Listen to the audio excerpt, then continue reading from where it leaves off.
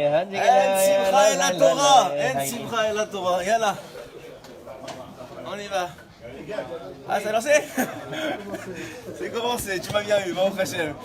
אני מקשר עצמי לכל הצדיקים המבינים שנורנו לכל הצדיקים המבינים שעוד עפר ופתר מן הקדוש צדיק יסוד עולם נחל נובע מכוח חוכמה רבנו רבי נחמן בן פגה ושמחה נחמן זכותו יגן עלינו בישראל, אמן. בוקר טוב à tous, בעזרת השם, סייעתא דשמיא. On va essayer de partager quelques paroles de Torah, quelques paroles de Simcha, puisqu'on a dit que... Merci. Heureusement que Rabbi Asher est là pour vous rappeler à l'ordre, hein, les amis. Alors, puisqu'on a commencé le shiur en disant que En Simcha et la Torah, il n'y a pas de Simcha s'il n'y a pas de Torah. Alors on va essayer de partager des paroles de Torah, des paroles de Simcha, que ces paroles de Torah soient les Lunishmat Yamna bat Perla, qui soit... Hein? Les refouach chez les mains de... Hein? Sarah bat Sassia. Oshea Ben Messaouda. Et tous les malades d'Israël, Bezrat Hashem, pour la Safra de Rivka bat Esther. Et de tous les Chayalim, de tout Am Israël, qu'on n'entend que des bonnes nouvelles, Bezrat Hashem, Siyata Dishmaya. Très bien, donc on va essayer de faire un pont entre la paracha de la semaine dernière et la paracha de cette semaine, entre ce que a représenté le travail de Yaakov et ce qu'a représenté le travail de Yosef, puisque la semaine dernière on parlait de Yaakov, et ça s'est terminé avec Yaakov qui quitte ce monde, et cette semaine commence le règne de Yosef. Hein. C'est pas un règne au début, mais ça va devenir très vite, après quelques années en prison, ça va devenir le règne de Yosef, et on va voir que, on remarque que dans la Torah, celui qu'on appelle la descendance de Yaakov, c'est Yosef. Donc il y a quelque chose qui s'est transmis entre les deux, et on va essayer de comprendre qu'est-ce que c'est, et effectivement comprendre où les deux ont voulu amener le monde, ont voulu nous amener, parce que comme je vous ai dit Shabbat, on va reprendre déjà certains éléments dont on a parlé Shabbat, et pour ceux qui n'étaient pas là-bas, c'est-à-dire à peu près tout le monde ici, mais au Hashem, vous allez pouvoir goûter à ce qu'on a goûté pendant Shabbat aussi. Donc, Béhémet, en vérité, on remarque dans la paracha déjà de la semaine dernière, et en vérité de façon générale, le travail de tous les patriarches, que ce soit Abraham, Yitzhak, Yaakov, Yosef et même les autres sadikim des générations, c'est jamais pour eux-mêmes. Abraham, il n'avait pas peur pour les refouach chez les mains. Ça se voit, ça se voit, oui. Alors, Abraham, il n'avait pas peur pour lui-même. Yitzhak non plus, Yaakov non plus. On a fait remarquer que Béhémet, quand Yaakov il avait peur de Esav, c'était pas pour lui-même. Mais comme le dit Rashi, il avait peur de tuer, d'être tué. C'est quoi peur de tuer ou d'être tué? Principalement, ce dont il avait peur, c'était pour sa descendance, pour ses enfants, qui étaient là déjà présents, mais pour tout le troupeau, comme le dit le Harizal, qui contenait déjà les âmes d'Israël. Donc ça veut dire que Béhémet, ce pourquoi il avait peur, c'était pour la descendance, le futur de l'âme Israël. Et tout ce qu'il voulait faire, et tout ce qu'il a essayé de faire et instaurer, c'est pas seulement essayé, il a réussi, Baruch Hashem. Oui, merci s'il vous plaît. Donc ce qu'il a réussi, Baruch Hashem, c'est Béhémet de créer un système qui va protéger Am Israël jusqu'à la fin des temps, jusqu'à aujourd'hui. Aujourd'hui, si on est protégé de Esav, et si on a réussi à maintenir une protection face à l'agression de Esav, ou même de Ishmaël, c'est grâce au comportement qu'a eu Yaakov, et vous allez voir aussi de Yosef. Alors, pour commencer par Yaakov, puisque c'était la paracha de la semaine dernière, et on va continuer avec Yosef. Yaakov, et on a dit, il a préparé tout un scénario pour préparer la rencontre avec Esav. Pourquoi? Parce que la rencontre avec Esav allait représenter l'opposition qu'on allait avoir pendant des générations, jusqu'à aujourd'hui, avec le peuple de Esav, puisque effectivement, comme le dit le roi Chaim Akadosh sur le premier verset de la paracha de la semaine dernière, où c'est répété que Esav est le frère de Yaakov. Il dit pourquoi est-ce que c'est répété que c'est le frère de Yaakov alors qu'on sait déjà que c'est le frère de Yaakov, sauf on savait très bien que Yaakov n'a un seul frère et qu'il s'appelle Esav. Alors là-bas, le roi Chaim explique pour apprendre que des fois il va se comporter comme un frère et des fois il va se comporter comme un Esav, un ennemi. Et à travers les différents millénaires, oui, qui vont passer, on va avoir des relations différentes. On a eu la même chose. Alors non, alors il dit le Rav Akadosh que jusqu'à la destruction du temple, la destruction du premier temple, Esav et Yaakov étaient chacun dans son coin. Ils n'étaient pas des amis, mais ils étaient des frères qui se respectaient, chacun dans son coin. À partir du moment où Esav est venu détruire le temple, oui, à travers le moment que Esav est venu détruire le premier temple, alors à ce moment-là, la relation elle a changé et la domination de Esav a commencé à grandir sur Yaakov, son frère. Et dit le Rav Akadosh, à partir jusqu'au moment où Mashiach va venir et Esav va être détruit, enfin l'empire de Esav va être détruit. Et à ce moment-là, ce qui va rester de Esav, c'est des goïms, des justes des nations, qui vont s'accrocher à la lumière d'Israël, et Israël va reprendre la place supérieure sur Esav. Donc en vérité, selon le Rav Akadosh, il y a 3 périodes, et ces 3 périodes, elles vont être chargées d'histoire, et elles vont être chargées d'une façon d'un comportement, d'une relation entre Esav et Yaakov qui va être différente. Ok? Yaakov, sachant cela, nous dit, Yaakov nous dit le Hesh Moharan, sachant cela, c'est la raison pour laquelle Yaakov va retenir Esav. On va y arriver, c'est un peu dur avec le bruit, mais on va y arriver. Va retenir Esav, il faut garder sa simcha, c'est ça le plus important. Alors, il va retenir Esav et Béhémet, pas Esav, mais l'ange de Esav. Avant la rencontre avec Esav, vous savez que Yaakov va rencontrer l'ange de Esav. Il va se passer un combat encore aujourd'hui qui Béhémet est encore en train de nous protéger ce combat-là, le fait que Yaakov a tenu toute la nuit, sachant que la nuit c'est justement cette deuxième période, la période où Esav est plus fort, il semble plus fort que Yaakov. Parce que la nuit, c'est pas seulement la nuit physique, mais c'est une nuit spirituelle, où effectivement la présence d'Hachem est plus difficile à voir. Et effectivement, on est dans une situation où on a l'impression que Esav est au-dessus. Et donc à ce moment-là, on est en combat, on est en train de prendre des coups, et on essaye d'esquiver ce qu'on peut, et d'encaisser ce qu'on peut, et de tenir bon. De tenir bon jusqu'à quoi? Jusqu'à Alot HaShachar, jusqu'à que le soleil se lève avec le Mashiach. Et on remarque qu'à la fin du combat, qu'est-ce qui se passe? Et bien, la Torah nous raconte que Esav va toucher une partie de Yaakov qui s'appelle le Guid Anaché, donc le nerf sciatique. Et de là, Esav pense avoir réussi sa mission et donc il veut repartir chanter à Hachem, puisque un ange, lorsqu'il a fini sa mission, qu'est-ce qu'il veut? Il veut dire c'est bon Hachem, j'ai fini ma mission, j'ai encore enfin le droit de te louer. Vous voyez combien on a d'honneur nous de pouvoir louer, de dire Kadosh, Kadosh, Kadosh tous les jours sans avoir à finir de mission. Donc lui, il avait pensé avoir fini sa mission, il voulait retourner. Et qu'est-ce qui se passe? Il se rend compte que non, il n'a pas fini sa mission parce que Yaakov est encore fort, malgré qu'il a été touché au Guid Anaché, et tellement fort qu'il ne le laissera pas repartir. Et lorsqu'il ne va pas le laisser repartir, l'ange de Esav est pris sous les mains de Yaakov, et il lui dit, mais laisse-moi partir, je dois aller prier. Il dit non, je dois aller louer Hachem. Il dit non, je ne te laisse pas partir. Je ne te laisse pas partir tant et aussi longtemps que tu ne me béniras pas. Et l'ange de Esav, pris au piège, il le bénit d'une bénédiction qu'on ne comprend pas, qui est maintenant tu vas t'appeler Israël, parce que de toute façon avait été décidé déjà dans le ciel. C'est pas quelque chose qu'il a inventé, Israël.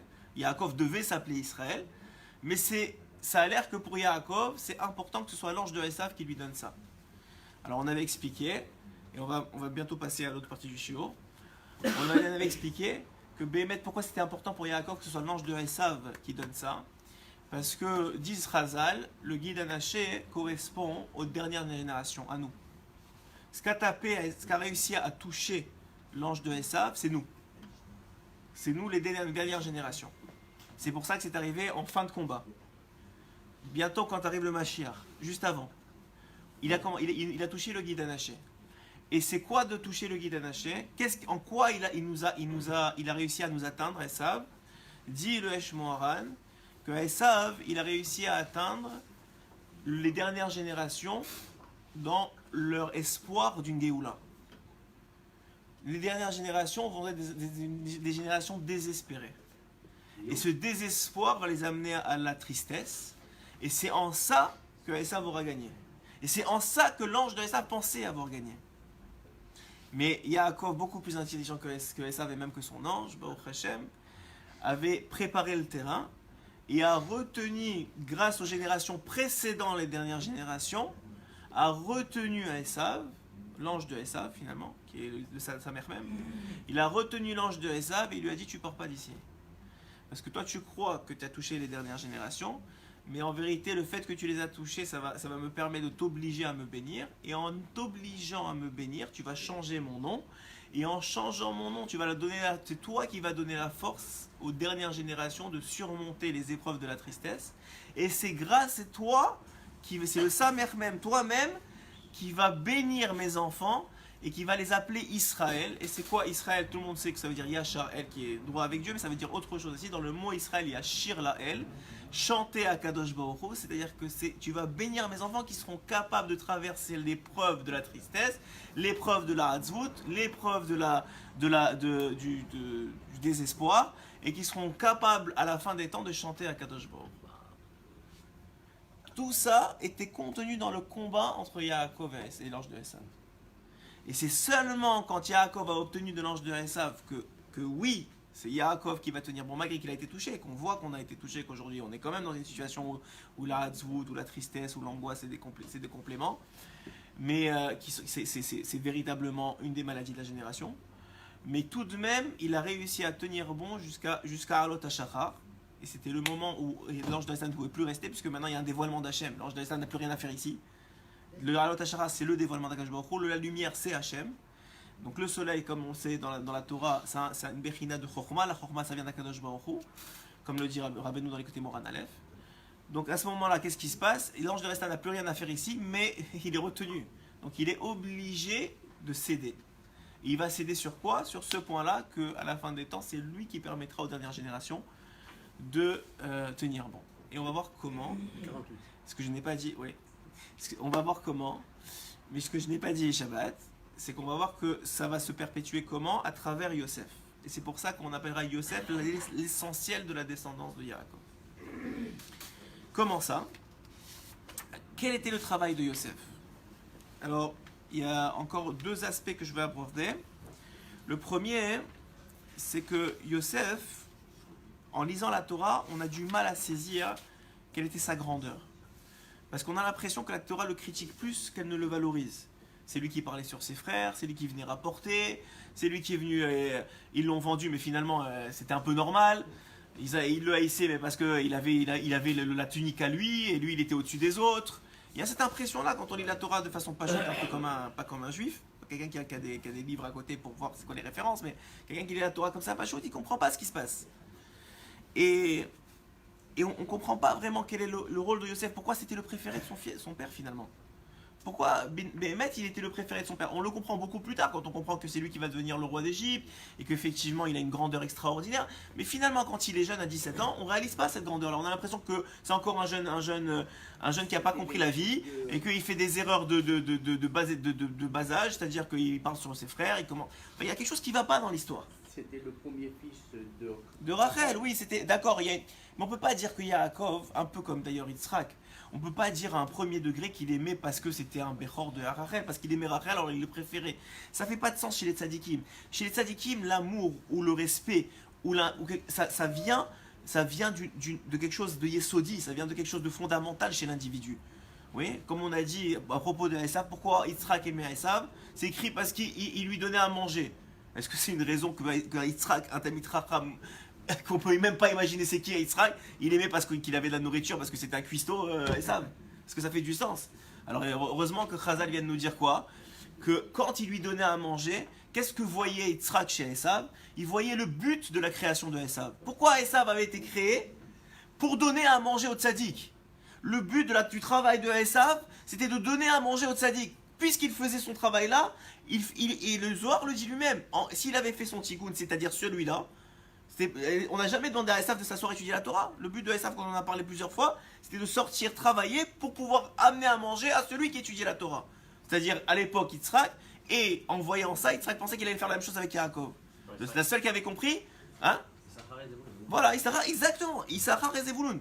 les deux qui devaient se passer, c'était Issachar et Zevulun. Le problème, c'est que dans ce duo-là, eh ben, le Zevulun n'a pas voulu faire Zevulun. Donc il s'est passé quoi? Rivka a dit à son fils, tu es obligé de faire les deux maintenant, parce que lui, il veut pas le faire. Mais Yitzhak, lui, quand il mangeait pas parce qu'il avait faim ou parce qu'il avait envie de manger, il mangeait parce qu'il avait confiance que son fils, il faisait son tikkun en faisant ça. Ok, donc c'est beaucoup plus profond que ce qu'on peut comprendre. Donc qu'est-ce qui se passe chez Yosef qu'on n'a pas compris? Parce que Yosef Behemet nous dit la Torah, c'est lui la descendance de Yaakov. Donc qu'est-ce qu'il a? Il a permis de continuer le travail de Yaakov. Et c'est quoi ce travail-là? Alors vous savez que le travail des tzadikim, de façon générale, depuis la faute d'Adam Arishon, c'est la réparation de la faute d'Adam Arishon et finalement la réparation du monde. Tout le travail du tzadik, c'est de réparer le monde pour qu'il arrive à sa finalité, c'est-à-dire au dévoilement complet d'Akadosh Baruch Hu au temps du Mashiach, c'est-à-dire à l'inclusion de toutes les âmes d'Israël dans ce dévoilement-là, c'est-à-dire au fait que Béhémet, on se retrouve avec une situation parfaite. Okay, c'est ça le but des tzadikim. Donc, et chacun a sa voix. Il y a 70 facettes à la Torah, chacun il dit non, c'est mieux comme ça, non, c'est mieux comme ça, non, il faut passer par là. Ok, chacun il pense comme il pense. Et comme on le voit dans la Gemara, c'est pas facile de les mettre d'accord. Ok, mais il y a toujours une avenue. La voix de Yaakov, c'était celle de Yosef. Et c'était laquelle? Alors on va voir deux aspects qui vont définir. Merci Monsieur Lévy, vous êtes le nouveau entendant en chef. Alors il dit comme ça. Il dit, on voit à Mouva Basfarim, Ma Kavana, Shehevi et Dibatam Ra'a El Aviem. C'est quoi l'intention de Yosef de ramener les paroles mauvaises qu'il a entendues de ses frères chez son père? Shehu E'ela et Kol Adiburim. Il dit, il a élevé, Yosef, son but c'était de élever le dibour, élever la parole. Que à ses yeux, le dibour de ses frères n'était pas parfait.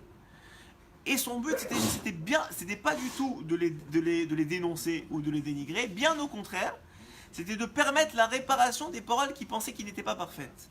Comment ils pouvaient permettre cette réparation-là? En élevant leur dibourim, en élevant leurs paroles. Comment ça? Afilou machem dibrou diba, ou ela et zela kadosh baruchu. Malgré que eux, ils n'avaient pas parlé de façon parfaite, ils n'avaient pas parlé que de Torah, ils avaient peut-être parlé aussi de travail, et peut-être aussi de choses qui n'étaient pas si parfaites que ça. Le rôle du tzaddik qui était Yosef, c'était de prendre ces dibourim-là et de les élever. Vers qui? Vers Avihem. C'est qui Avihem? Il dit, tu peux comprendre, c'est le père, c'est le pshipshat, mais tu peux aussi comprendre, c'est vers Avihem chez Bashamayim, vers Akadosh Baruch Hu lui-même. Il voulait élever le niveau de ses frères. Mashem dibru echat ala sheni bizou et bene ashfarot. Quand ils ont parlé les uns des autres, ou que, comme nous rapporte la Torah, les enfants de Léa étaient en train de dénigrer les enfants des shfarot, des servantes, enfin qui n'étaient plus des servantes puisqu'elles avaient été anoblies.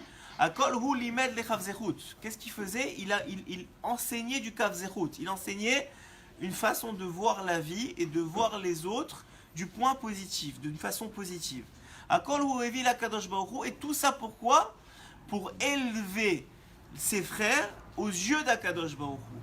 Parce que le problème, il était, et ce que Yosef avait compris, c'est que quand les frères dénigraient les autres frères qui étaient les fils de servantes, ou quand ils n'étaient pas tellement makpid sur la cacheroute, même s'ils n'ont pas mangé non cachère, c'était toujours dans des détails très fins, tout ça, n'est-ce pas? Kol hakavod. Alors malgré tout ça, on a une livraison de Kol hakavod. Alors on a dit, lorsque l'homme il se comporte pas exactement, merci beaucoup. On va venir plus souvent. Alors,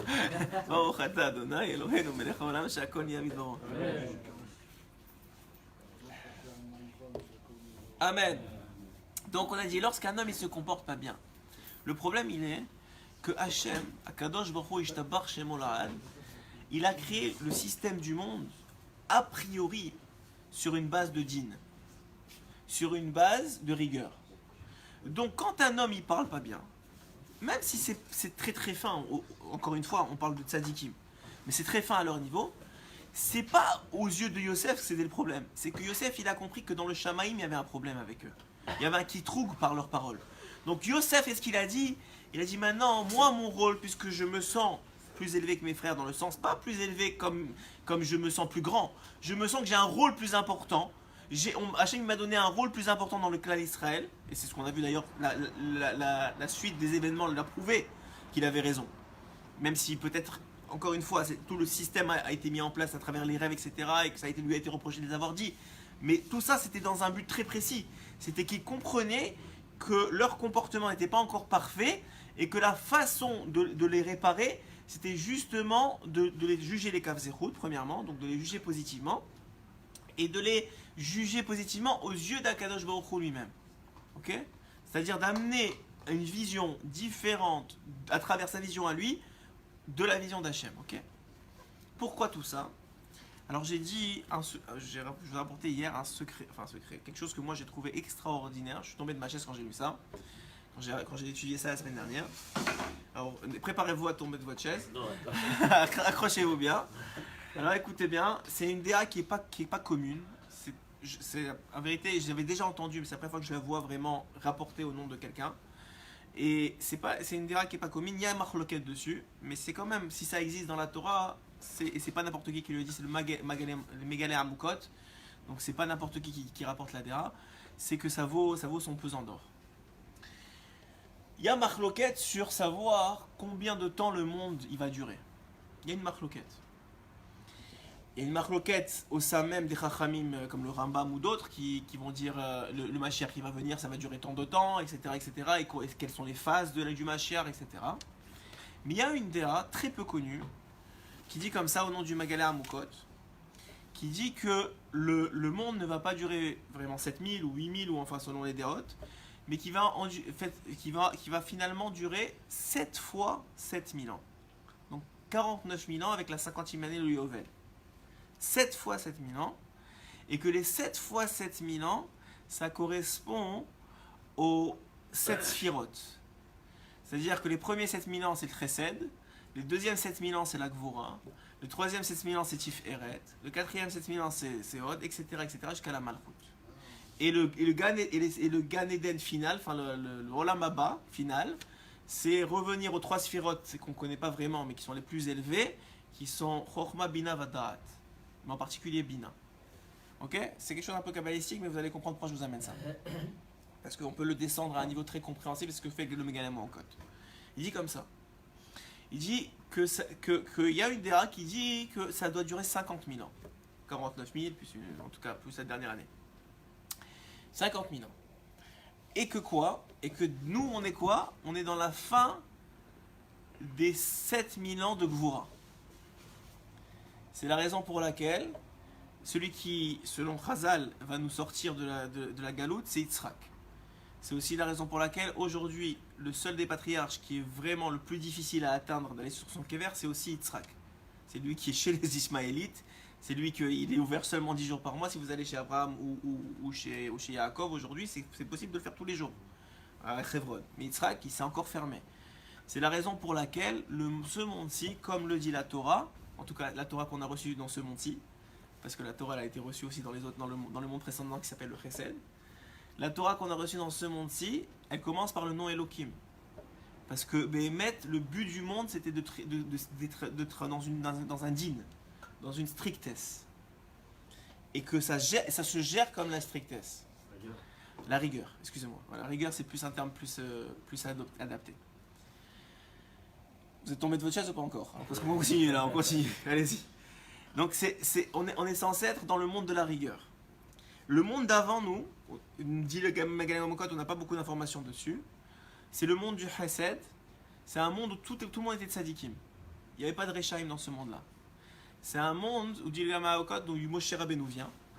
C'est la raison pour laquelle il a dit qu'il ne voulait pas délivrer le peuple d'Israël. Il a parlé pendant 7 jours avec Akadosh Baruch Hu. Et il lui a dit, mais pourquoi tu veux que je délivre ? Ils sont en train de se faire éclater, c'est un monde, ça n'a rien à voir avec le monde du Chesed d'où je viens. Qu'est-ce que je vais faire ici ? Pourquoi tu m'as amené ? Qu'est-ce que tu veux exactement ? Je ne comprends pas. Et il lui a dit quoi ? Il lui a dit, pourquoi c'est pas mon frère, Aaron ? Il dit, le Megalé Amukot, dans le monde du Chesed, Moshe c'était l'aîné, Aaron c'était le second. C'est-à-dire qu'il y avait tout un système différent qui était mis en place. Et dans notre monde-là, je ne vais pas vous rentrer dans tout le Megalé Amukot, c'est des pages et des pages, mais juste pour que vous compreniez l'idée, dans ce monde, il semblerait qu'on soit dans un monde de Gvura. Et donc quoi ? Et donc la délivrance, comme dans toute chose, elle va venir par l'antidote. Et la délivrance de la Gvura, c'est le Chesed. l'antidote de la rigueur, c'est la bonté.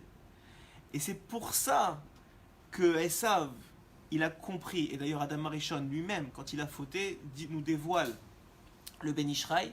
Qu'est-ce qu'a amené la faute d'Adam Arishon dans le monde? Vous irez voir dans son livre sur les Lachot. Le premier, il précède la paracha de la semaine avec un petit commentaire sur la paracha. Il dit très simplement, vous savez ce qu'a amené la faute d'Adam Arishon dans le monde?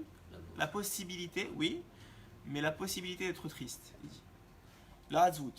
Ça a amené la tristesse dans le monde. La tristesse qui vient de ce côté rigueur.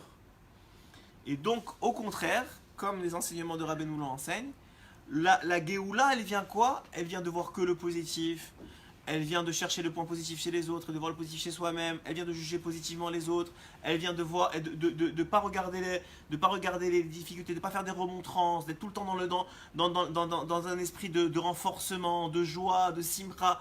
Tout ce qui a à voir avec un esprit beaucoup plus chesed, qui vient à la Géoula. D'ailleurs, si vous remarquez bien, c'est rapporté par Chazal, ce qui va arriver au moment que Mashiach vient, en tout cas dans ce monde-ci, c'est qu'on va passer de Hillel à Shammai.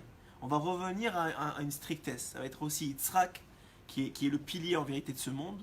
C'est lui qui a fait la Hakeda. C'est sur lui qu'on rappelle encore le mérite de tous les Rosh Hashanah. C'est le pilier, le din, c'est sur quoi le monde devait être basé. Mais l'antidote du din pour arriver à la Géoula, c'est justement ce qu'on voit aujourd'hui, une déchéance, j'ai pas envie de dire, c'est un mot un peu fort, mais une dégradation des générations, avec une capacité, comme je le dis à chaque fois, de beaucoup plus difficile à chaque génération de faire ce que faisait la génération précédente au niveau de leur capacité à faire les choses. On est dans une situation où de plus en plus, quand on descend, on est de moins en moins capable de faire, et on est de plus en plus triste de ne pas être capable de faire, parce qu'on est dans cet esprit de Esav qu'il faut faire pour réussir, il faut avoir fait quelque chose. C'est pas suffisant, comme on disait hier, d'avoir la volonté ou de vouloir. Il faut faire les choses. Donc tout ça, c'est dans un système du monde. C'est comme ça que ça fonctionne. Donc en vérité, ce que Yosef voulait amener au monde, c'est la Géoula, comme tous les tzadikim. Mais ce que Yosef avait mieux compris que ses frères, c'est que la Géoula devait venir par du chesed. Et c'est ça que Yaakov avait vu chez Yosef. Il avait vu que lui avait compris ce que ses frères n'avaient pas compris. Ses frères, c'était encore du din. Ils ont dit, nous, on mérite, on prend des coups, il n'y a pas de problème. Mais Yosef, il a dit, non, pourquoi vous allez prendre des coups? C'est quoi votre problème? Pourquoi vous voulez prendre des coups? Non, au contraire, on va trouver des points positifs, on va essayer de faire changer la vision d'Hachem, on va se voir positivement, on va essayer de trouver des choses. Mais le monde n'était pas prêt pour ça. C'est comme Rabbeinu, au début, ça a été la guerre. Pourquoi? Parce que le monde n'était pas prêt pour ça. Si on fait ça, alors il n'y aura plus de Torah, il n'y aura plus de gens qui étudient, il y aura plus de... Si on commence à dire à tout le monde, soyez heureux, soyez gentils, soyez bien, ben c'est fini, il n'y a plus de Torah. Mais quand il n'y avait plus de Torah de toute façon, on a dit, il nous reste que heureux, être gentil, être bien. Parce que finalement, comme ça ou comme ça, on a perdu la Torah. Ça veut dire que, les gens, ils n'ont pas compris, ils n'étaient pas prêts à recevoir. Alors, regardez ce que dit ici le Eshmoa. Hachem Ratsa, Livro et Haolam et Midat Hadin. Hachem, il a voulu, on parle de ce monde-ci. Maintenant, gardez dans la tête le Magalé Amokot. C'est une chose que je voulais vous dire juste pour que vous compreniez le concept, même si tout le monde n'est pas d'accord avec la déradio de Magalé Amokot. Hachem Ratsa, Livro et Haolam et Midat Hadin. Hachem, il a voulu créer le monde avec la rigueur. Il voulait que le monde, comme le monde du Chesed, se gère seulement avec les tzadikim, que tout le monde soit tzadik. Gdolim, Kemo, Rabbi Akiva, comme Rabbi Akiva, chez Sarkou Oto, qu'il était prêt à mourir pour Hachem, et qu'il s'est fait dépeceler, qu'il disait Shema Israël avec le sourire, et il se faisait dépeceler. Et ça, c'était ce que voulait Kodesh Baruch Hu. Hachem, il a dit, c'est un monde de djinn, je veux que tout le monde soit comme Rabbi Akiva. Et qu'on le déplaçait avec des affaires de fer, et lui, il faisait Shema Israël, il souriait. Mais il a vu quoi? Que c'était pas possible. Ça marcherait pas. Ashitef midat rachamim. Alors il a associé l'aspect de la rachamim, de la miséricorde. Batrala, Hachem rasa sheyurat tzadikim udonim. Au début, Hachem il voulait qu'il y ait que des tzadikim, des grands tzadikim, mais tachlit hashlemut qui soient parfaits. Achareze Hachem ra, sheyefshar leorid od yoter et haelokut ledargot yoter nemochot. Mais Hachem après il a vu qu'il était capable de descendre la divinité dans des endroits beaucoup plus bas que les tzadikim qui sont très hauts. Et à l'idée quoi? Comment il pouvait descendre ça? À l'idée à simcha, verikudim, ve'ashirim, grâce à la simcha, donc à la joie, grâce au chant, grâce aux danses, évidemment tout ça dans le cache-route, on le dit à chaque fois, mais c'est bon de le rappeler. Efchar, c'est possible, les haalot afilou neshamot, de me faire monter même les neshamot les plus basses. Unfulot betachlit nefila, qui sont tombés dans la plus grande tristesse et dans la plus grande nefila, dans la plus grande qui sont tombés vraiment. Efchar les haalot otam ad en sof vea en heker. Il serait possible, a dit Hachem, de les faire monter alors qu'ils sont complètement bas. Et comme on a expliqué déjà plusieurs fois, lorsqu'une âme qui est très loin d'Hachem, comme nous, dans notre génération, ne croyons pas qu'on est proche, on est très loin par rapport à d'autres, des autres générations, lorsque nous on reconnaît Hachem, on est capable de servir Hachem, même si c'est pas avec des chasses et des compréhensions de Gemara, etc., si c'est juste en dansant et en chantant et en disant merci, ce qui est l'avoda de notre génération, il faut bien se l'avouer, même si on essaye de faire du chasse et de la Torah, etc. Mais on n'est évidemment pas au niveau de la génération de Rabbi Akiva, encore moins celle de Rabbi Shimon, encore moins celle du Harizal. On s'entend qu'on n'est pas dans ces générations-là, hein, à part certaines élites, et là on parle de vraiment, je sais même pas si on peut les compter, ouais, on peut les compter sur les doigts, c'est sûr, c'est dans cette génération, on est 36 au moins, mais très peu. Alors il dit, qu'est-ce qu'il nous reste à nous? Il nous reste ça, il nous reste une avodat Hashem quand même, il nous reste un service divin. C'est quoi le service divin de la génération? C'est le service divin de la simcha. Mais tout ça, pourquoi nous, Hachem il nous a permis, on a une chance de survivre et de permettre de servir Hachem, c'est parce qu'il y a les tzadikim qui, eux, sont gérés avec le midat hadin. Ils sont gérés avec la rigueur, c'est vrai. Les tzadikim, eux, ils sont continués à gérer avec la rigueur parce qu'ils peuvent supporter. La preuve, c'est qu'Rabbi Akiva était très content dans son histoire. Mais mettez n'importe qui d'autre, si on lui passe, ça y est, il pleure, c'est fini, c'est la fin du monde. Donc, vous comprenez que sinon on a mérité de servir Hachem avec Simcha, c'est parce qu'il y a eu les tzadikim avant qui ont servi avec Din. Et là, on va comprendre c'est quoi la machloket, la dispute entre Yosef et ses frères. Chez Yosef, Yosef il a dit, ce monde-ci pour le Betaken, pour arriver au Mashiach, ce monde-ci, il faut aller avec Midat HaRachamim. Il faut avec la miséricorde.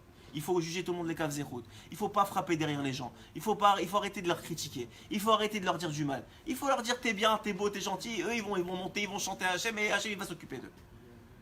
Et eux ils ont dit Achim, t'as un ouche et tsarich la lechet b'tadi. Il a dit non, jamais de la vie. Il faut leur dire regarde ce que tu fais, mais t'es n'importe quoi, mais t'es un imbécile. Mais que c'est pas ça qu'il faut faire. Il faut que tu... Comme il faisait avant au Maroc, il tapait sur les doigts, il disait c'est pas ça comme ça et tout ça. Ouais, comme ça. Yosef a marlé FR. Yosef il a dit mais arrêtez, vous allez détruire le monde comme ça. Yosef a Nahar et Bene, mais lui c'était le plus jeune. Il était plus jeune que les enfants de Bila et de Zilpa. Ouais, et avec eux qu'est-ce qu'il faisait? Il jouait. La Torah nous dit, il est en train de jouer avec eux des activités de jeunes. Et pourtant Yosef, il étudiait avec son père.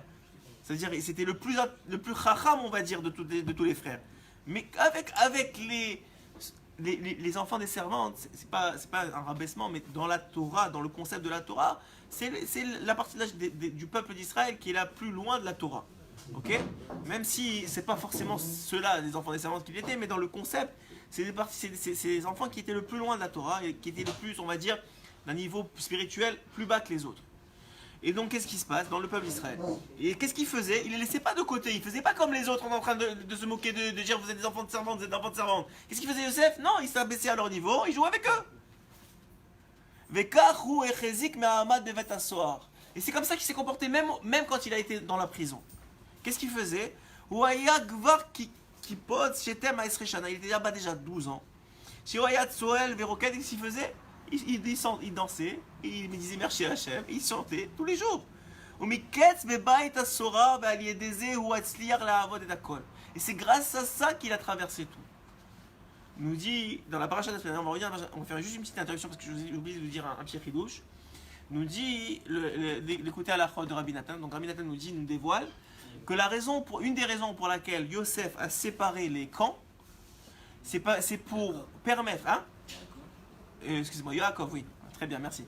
Yaakov a séparé les camps, c'est pour permettre à nous, à ses descendants, de ne pas être attaqués par le Yetzer Hara d'un seul coup au complet. Qu'il y ait une séparation dans l'attaque. D'ailleurs, on l'a vu même dans l'histoire. Il y a eu toujours, à chaque fois, une période d'attaque, l'Inquisition, le nazisme, ce que vous voulez, Mais il y a eu des périodes d'accalmie aussi entre, qui ont permis quoi? Un nouveau souffle à chaque fois au judaïsme. Le judaïsme, il renaît à chaque fois de ses cendres, et encore un coup. Il renaît, et encore un coup. Jusqu'à que maintenant, on est à la fin, là, ça se finit. Mais Béhémet, on a vu dans toutes les générations, il y a eu une renaissance. Qui a été permis par quoi? Par le comportement de Yaakov des milliers d'années avant. Qui a séparé les camps, pour pas que l'attaque ne se fasse d'un coup. Et pourquoi? Et pour que permettre aux juifs, et individuellement aussi, c'est un chizo que donne Rabbi Nathan, que individuellement, quand on est attaqué par une difficulté quelconque, il faut savoir que ça ne durera pas. Elle va s'arrêter pour permettre l'accalmie. Et d'où on prend la force de tenir bon, du fait qu'on vient d'une accalmie, donc la période précédente c'était une période paisible, on va dire, et du fait de l'espoir qu'une accalmie va arriver. C'est ça qui nous fait tenir bon dans la difficulté.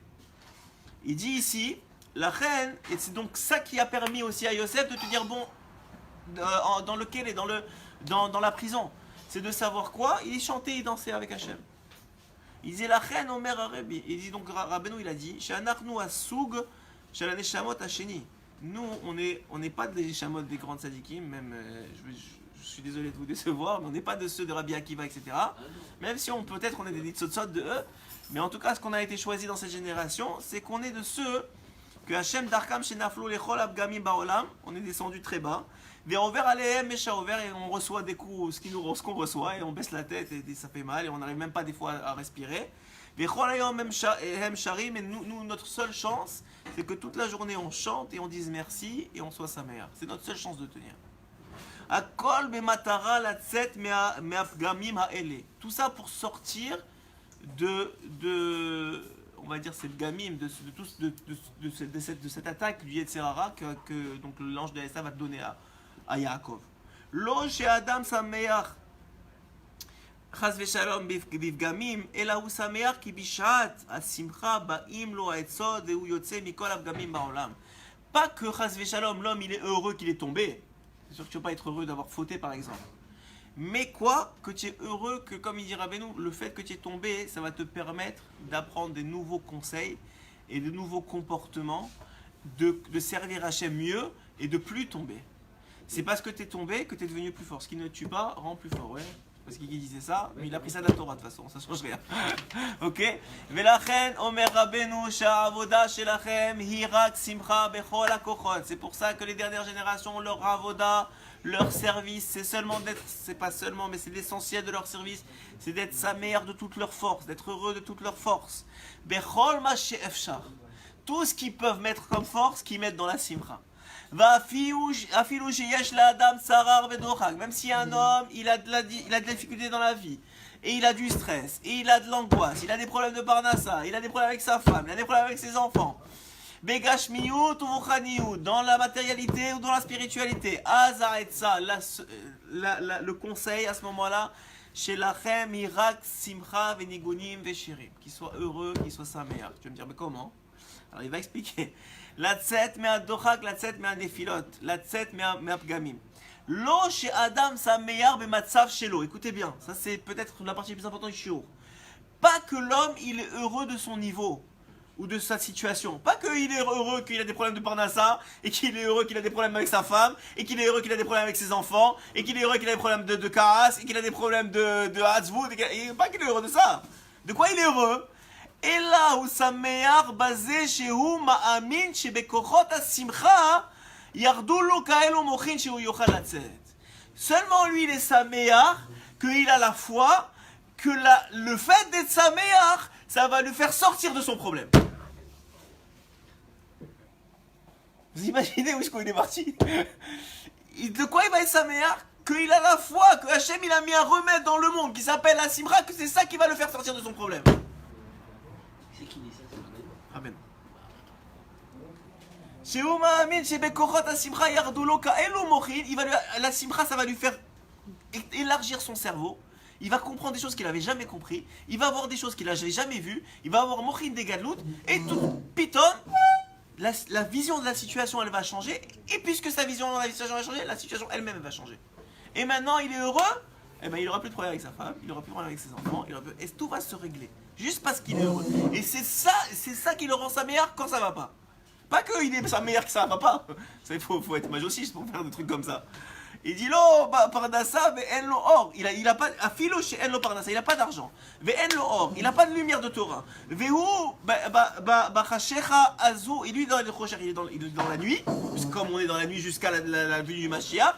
Azu marbe simcha. Mais il continue à s'améliorer comme qui? Comme Yosef dans le Kélé. Que Rabbeinu il dit pourquoi il est sorti du Kélé? Pourquoi il est devenu vice-roi? Parce qu'il était sa mère 12 ans.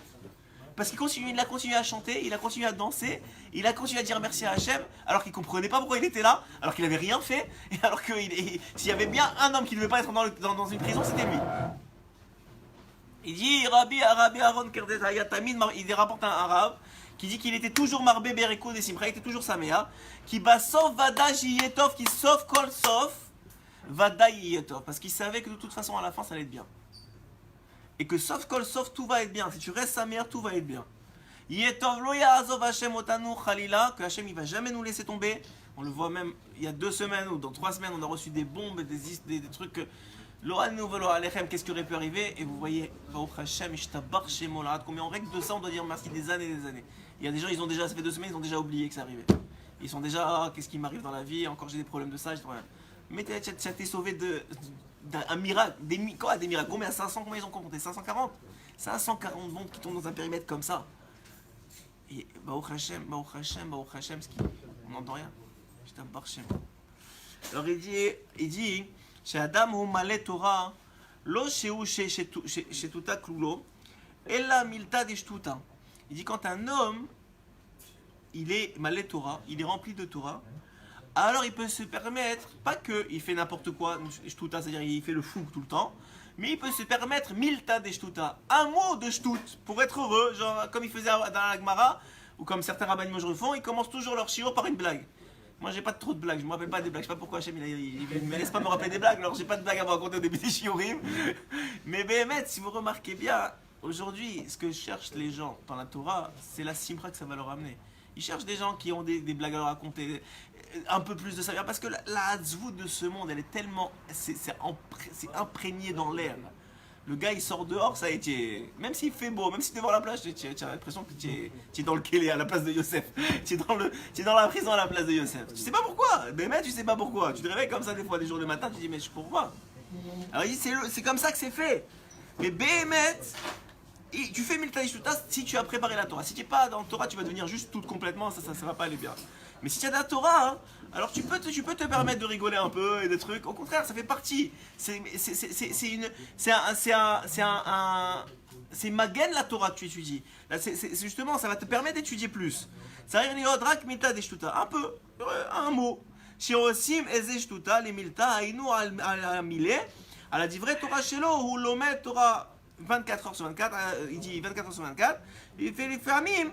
Pour se réveiller et se réjouir. Et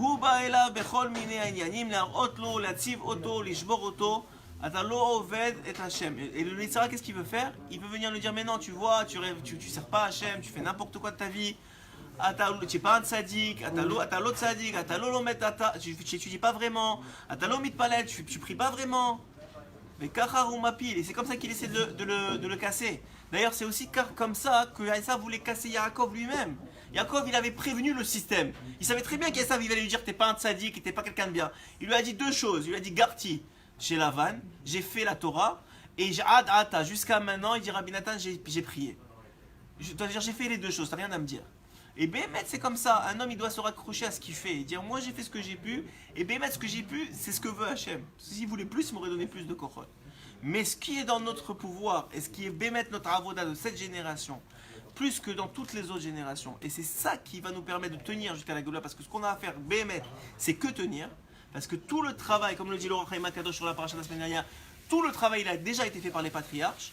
Donc, ce que nous on a à faire, c'est tenir. Et comment tenir? C'est seulement à travers la simcha. Parce qu'à travers la difficulté et l'emprise de la hatzvout et l'emprise des difficultés, quelles qu'elles soient dans le monde, et quelles qu'elles soient dans la vie d'un homme, et aujourd'hui il y en a plus que vous le croyez, eh bien la seule chose, c'est que d'être heureux, de savoir qu'il y a un remède qui s'appelle la simcha, et que ce remède-là, c'est lui qui permet de sortir des problèmes de la vie. Il faut 49 000 ans attendre. C'est pour ça que je voulais pas vous désespérer. Non, ça ne nous concerne pas, on est dans cette génération.